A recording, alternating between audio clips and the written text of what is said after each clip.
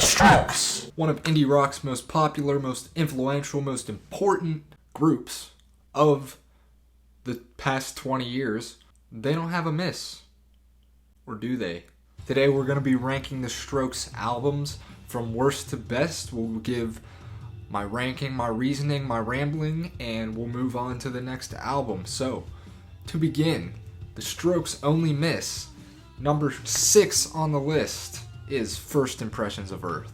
Now, I know quite a few people who are big fans of this album, which kind of surprises me because while it does sound like a Strokes album in some areas, to me it sounds like they are trying way too hard to be a hard rock band, and that's just not what the Strokes were at the time, and that's not what the Strokes turned into or what the Strokes are now. That's not to say that this is a bad album or anything, because it has some of their best songs. For example, Razorblade is amazing.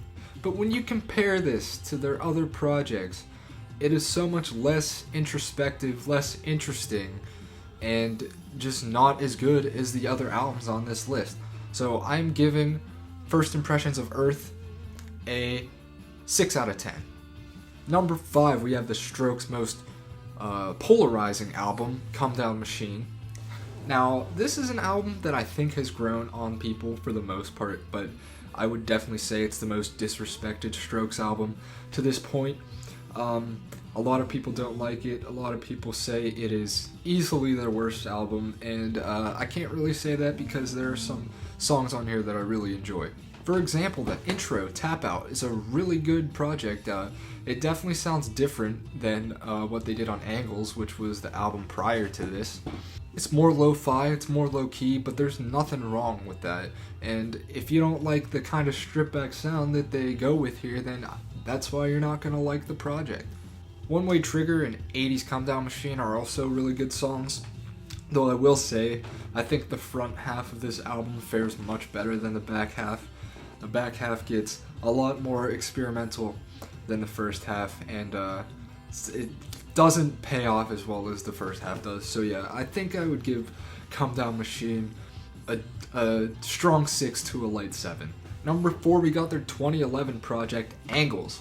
And Angles might be my favorite album cover from them. It's a sweet looking album cover, but it's not my favorite Strokes album. However, I think it is much better than both First Impressions of Earth and Come Down Machine. I think it is much more creative than either of those albums. I love what Julian does with his vocals along the album.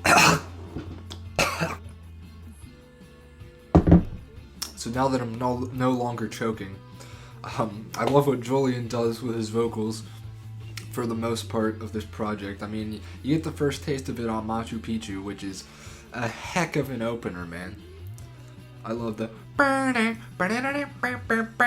breakdown in the middle and the end. I think it's very tasteful, and it's just a really fun song.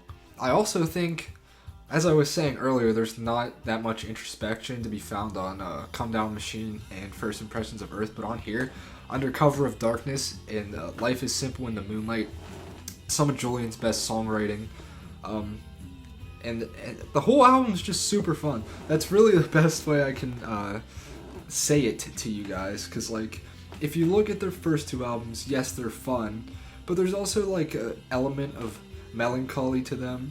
They're very mellow in some areas, and this album for the most part stays away from that mellow sound, but I think it does it in a cool way. So I give Angles a 7.5 out of 10.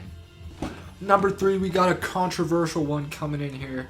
I am putting Is This It at number 3. Now I understand it's one of the greatest debut albums of all time. How is this not the number 1 Strokes album you have on your list? Blah, blah, blah, blah, blah. This is all personal preference, alright? And Is This It is a fantastic project. I just don't think it brings to the table the riffs that Room on Fire did. Like, people call Room on Fire a sophomore slump, but I think Room on Fire is just an improved version of Is This It. However, the title track, The Modern Age, Someday, and Hard to Explain are some of my favorite Strokes songs ever. I mean, just because this is number 3 on the list, by no means is this a bad or even a good album. It's a great album. It's an awesome album.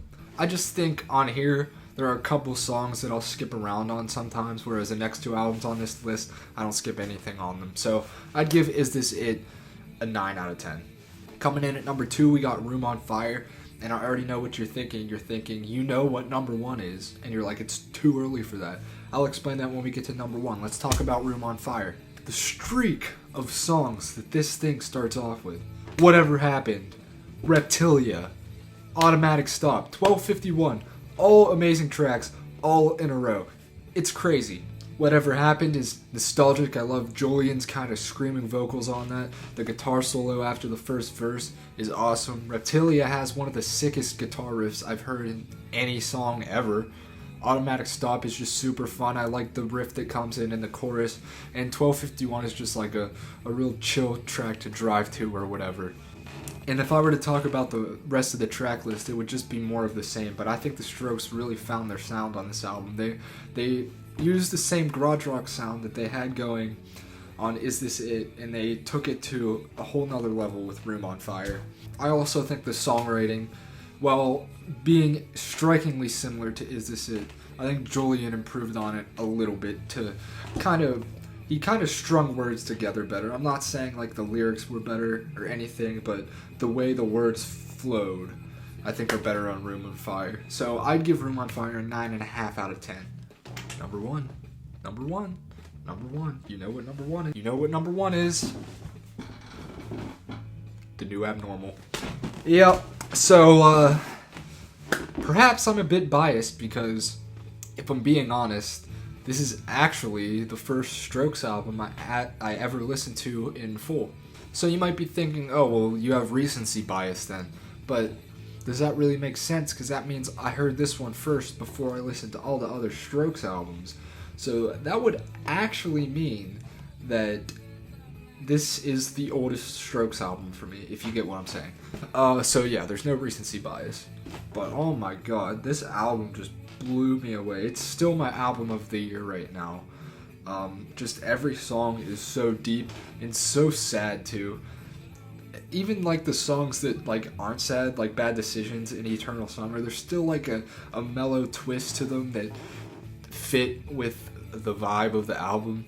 I like the story that they presented here because it's really not clear if there is a given narrative, but with a title like the Adults Are Talking and a song like Selfless, there has to be some sort of deeper meaning to this project. I think Selfless, out of the entire Strokes discography, might be Julian's best vocal performance ever. Brooklyn Bridge to Chorus is easily the best use of synths I've ever heard from the Strokes. It's super cool. It sounds like it shouldn't work, but it meshes together perfectly. At the Door sounds like it's not a Strokes song. It's probably the most out there different Strokes song that they've released. It just feels like a void of hopelessness. Why Are Sundays So Depressing? Definitely one of the sadder songs on here.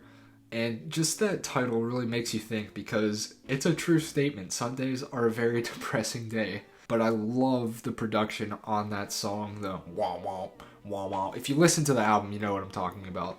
But Ode to the Mets is one of the best songs I've ever heard, not just from the Strokes, but in general.